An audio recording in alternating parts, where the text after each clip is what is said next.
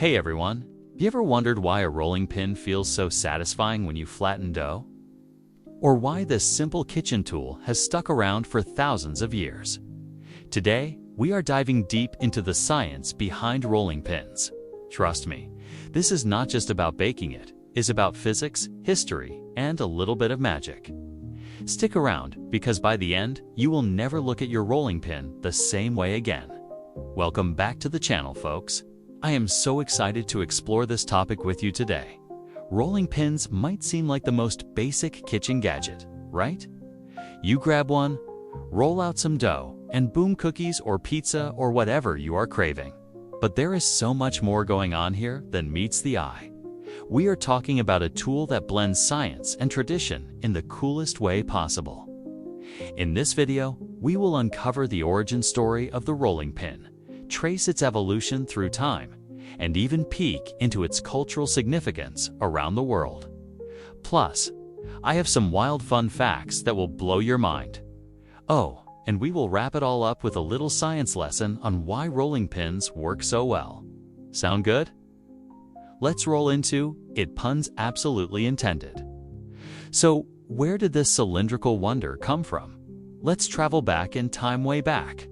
Historians believe rolling pins date back to around 3000 BCE in ancient Mesopotamia. That is over 5,000 years ago.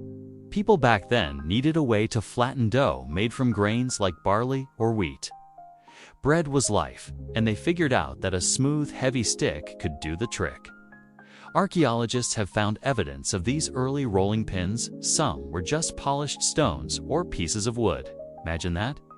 No fancy handles, no non-stick coatings, just a chunk of rock doing the job.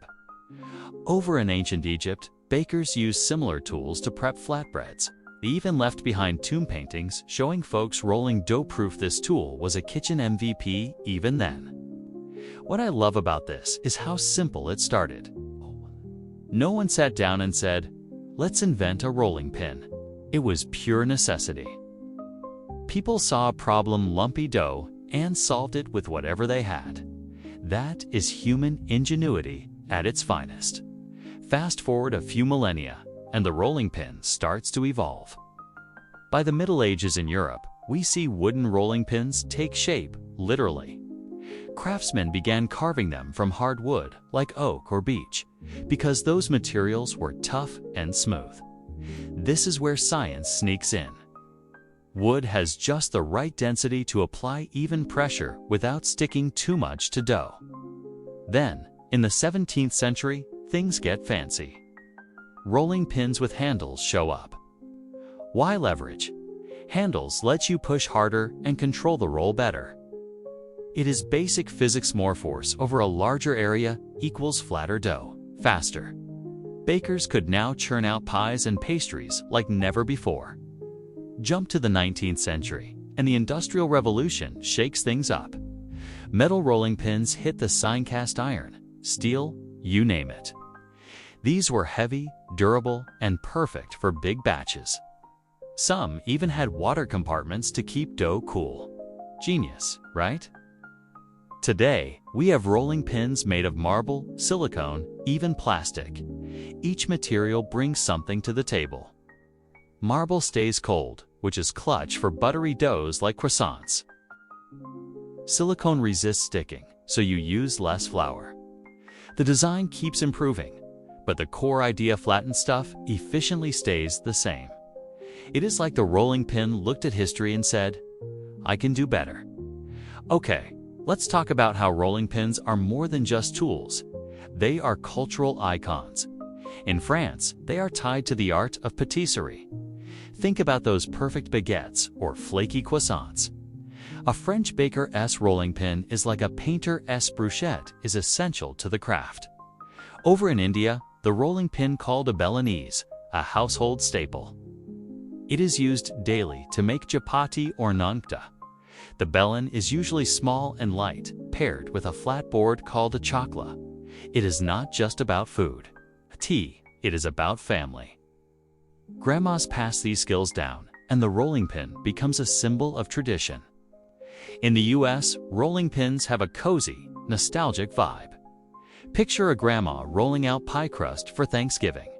They even pop up in old cartoons. Someone's always chasing someone else with a rolling pin. It is funny, but it shows how this tool is woven into our stories. What is wild is how universal it is. Every culture tweaks the rolling pin to fit its needs, but the purpose stays the same: making food that brings people together. That is pretty powerful for a stick, don't you think? Alright, time for some fun stuff. Did you know the world's largest rolling pin is over 17 feet long? It was made in Ohio in 1988 and weighs more than a car. Imagine rolling dough with that. Here is another one.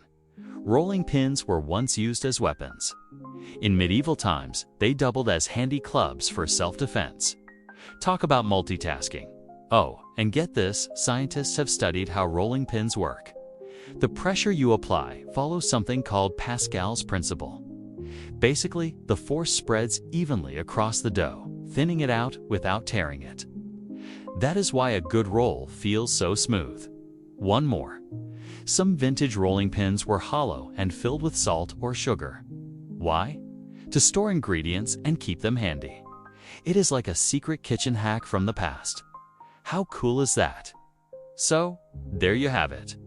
The science behind rolling pins is way more fascinating than I ever expected.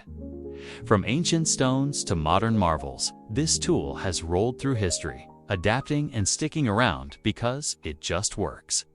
The physics of pressure, the evolution of design, the cultural love, it all adds up to something special. Next time you grab your rolling pin, give it a little nod. It is not just flattening dough. It is connecting you to thousands of years of human creativity. Pretty awesome, right? If you loved this deep dive, hit that like button and subscribe for more quirky science adventures. Tell me in the comments, what is your favorite thing to roll out with a rolling pin? Pizza? Cookies? Let's chat about it.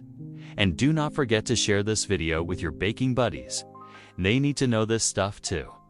Thanks so much for hanging out with me today, folks. This has been a blast. Catch you in the next video. Until then, keep rolling through life, one dough at a time. See ya.